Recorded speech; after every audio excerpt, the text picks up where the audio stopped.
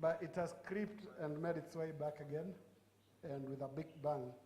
Dr. Mbai is talking of the need for political commitment when it comes to fighting this problem, resolving this problem of child mortality. Women die because they can't access family planning. Again, that is another point emerging from that presentation. And investing in family planning, very critical. I think this afternoon, all the arrows were pointing in the direction of political leadership, and with specific attention to the subject of our meeting, consultative meeting, it is to the 15 governors of the 15 counties. Let's move on now to another presentation on investing in primary care for reducing maternal mortality.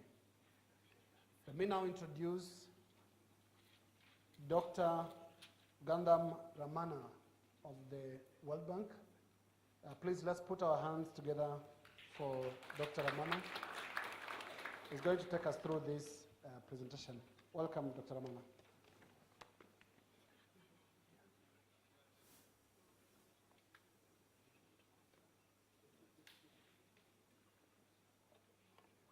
As we attend to Dr. Ramana's presentation, to put it up on the screen, let me take this opportunity to just introduce the ladies in front of us.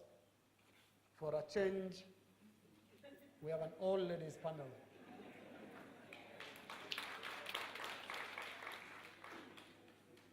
This is a big change. From my extreme left, we do have Lisa Phillips. Lisa Phillips is from the British International Development Organization, DFID. And next to her is Ms. Karen Freeman. Karen is from the U.S. International Development Agency, again, USAID. And then right next to me here, beginning from my left again, is Julia Fimpel of the German Development Agency, KfW. I'm not sure that's how to pronounce it in German, is it? We got it right, thank you very much.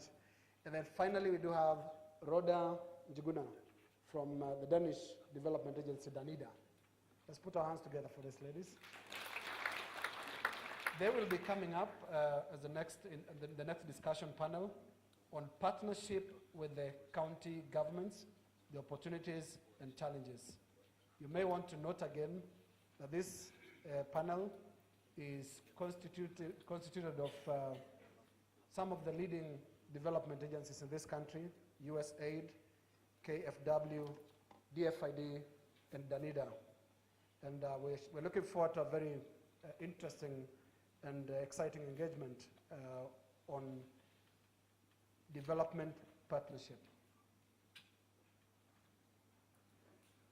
We will also, like I had promised earlier, and I want to thank all the governors present, because there is a major event after this. We will be signing a communique on this consultative meeting on accelerating the attainment of MDG 5, with particular focus on the 15 counties with the highest burden of maternal deaths. That will be quite a climax for us this afternoon. Having gone through a very interesting morning full of statistics, depressing statistics for a lot of us, and it seems little is changing in the afternoon. Maybe the discussion will present on the development and partnership with county governments, will present us with some positive news. Let's now welcome again Dr. Ramana. He's ready with his presentation.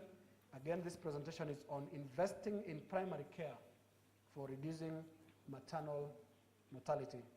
Dr. Ramana. Thank you so much. Your Excellencies, ladies and gentlemen, dear partners, thank you very much for giving this opportunity. I will be focusing on importance of primary health care in reducing maternal and child mortality. The Three key messages from this presentation are: first, Kenya's health outcomes are not matching with the aspirations to become a middle-income country by Vision 2030. Second one is, there is adequate evidence to show that primary health care makes a difference in improving maternal and child health outcomes.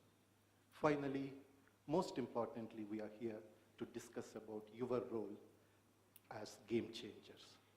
So devolution provides a great opportunity to deliver the primary healthcare services.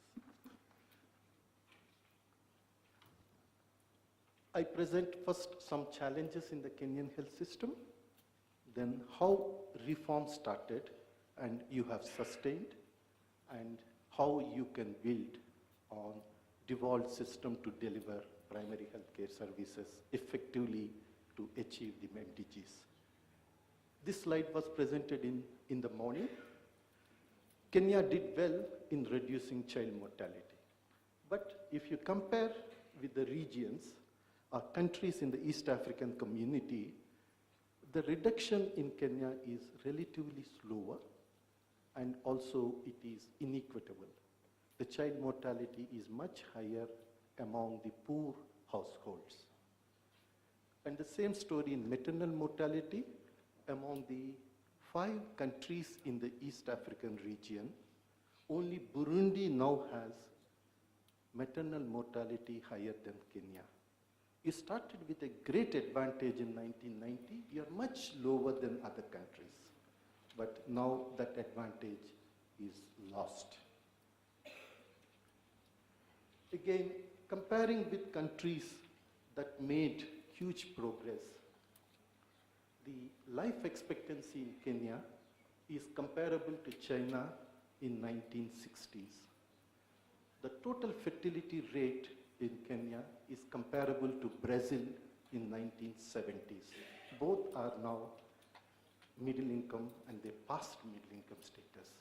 So our aspirations really need to catch up, and as stated by Honorable Cabinet Secretary, we lost 15 years. So it is very important to really catch up, and you can catch up quickly. As pointed out by our colleague in the morning, the expenditures are not matching. The public expenditures are not matching the needs, and they are getting crowded by donor support, and more importantly, a third of expenditure on health is out of pocket. This causes high levels of inequities. It is estimated that 1 in 10 households have a catastrophic effect due to health. This will make them either stay poor or fall into poverty. It is estimated that 1 million families in Kenya face this consequence due to ill health every year. Primary health care is known to be cost-effective, and there is adequate evidence.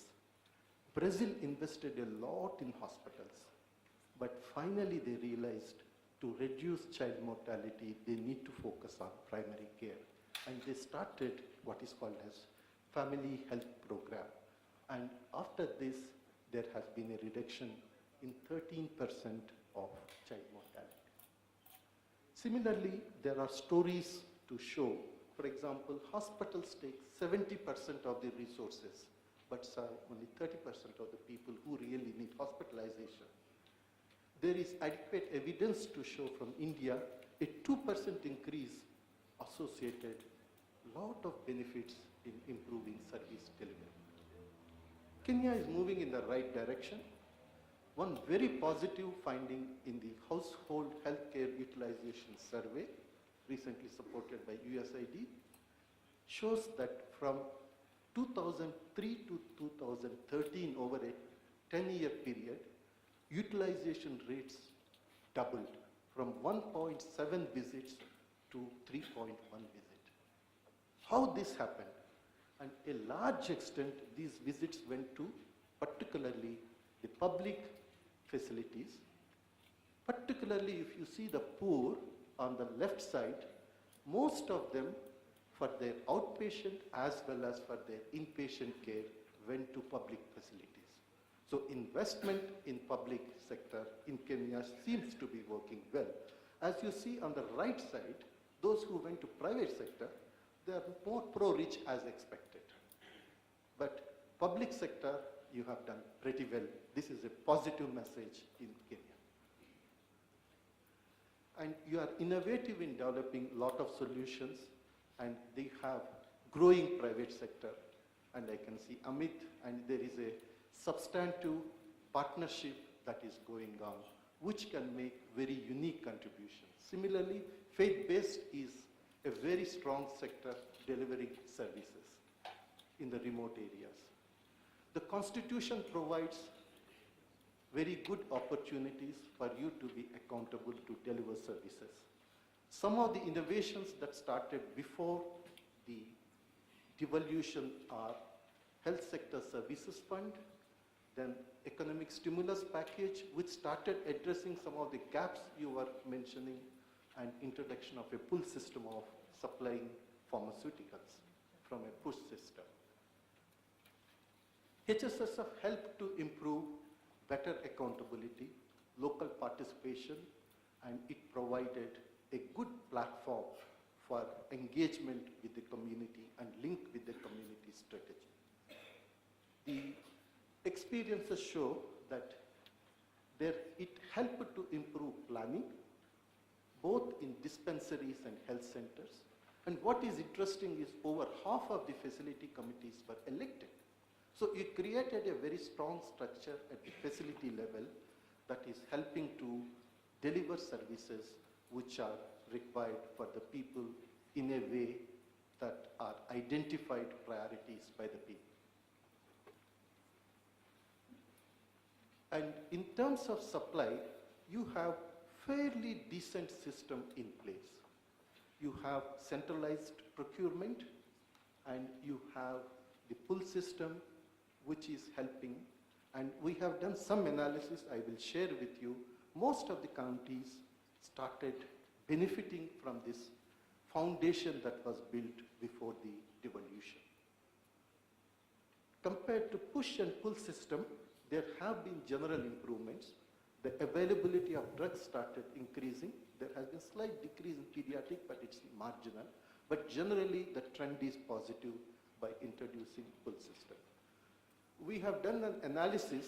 There is a small typographic error in the third quarter of 2013-14, where counties started procuring medicines and placing orders to KEMSA. We looked at the KEMSA data. What is very interesting is 3/4 of the counties allocated at least 30% of the orders for primary care, which is phenomenal. You haven't reduced any allocations for purchase of medicines. This is a very, very positive signal showing your commitment to make sure quality services are delivered. This slide was shown by Abdo in the morning. Again shows huge gaps, which can help you to bridge those gaps so that the critical gaps, if they are addressed, service delivery will improve, mothers, slaves can be saved.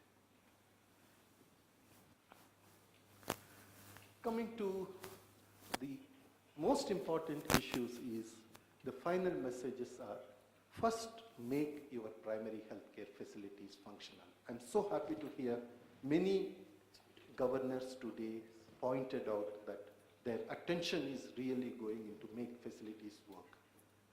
And you also need to focus on making your maternity facilities functional. This is very important because you do have facilities which are earmarked, but they are not yet delivering the required services. Make sure that these services are delivered before you create new infrastructure. The one very important thing is, if you look at the beds at the primary health center level, all over the country you have about 5,000 beds. And I request you to go and check what is the bed occupancy rate of these primary health centers. It is generally low. You may hardly find 3-4 beds occupied.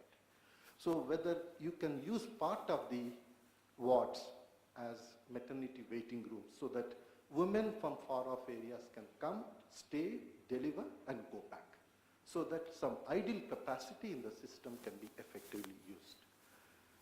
You can use health sector services fund to improve the motivational level of the providers. It has been done in Samburu. Now we are actually getting ready to extend to about 20 counties.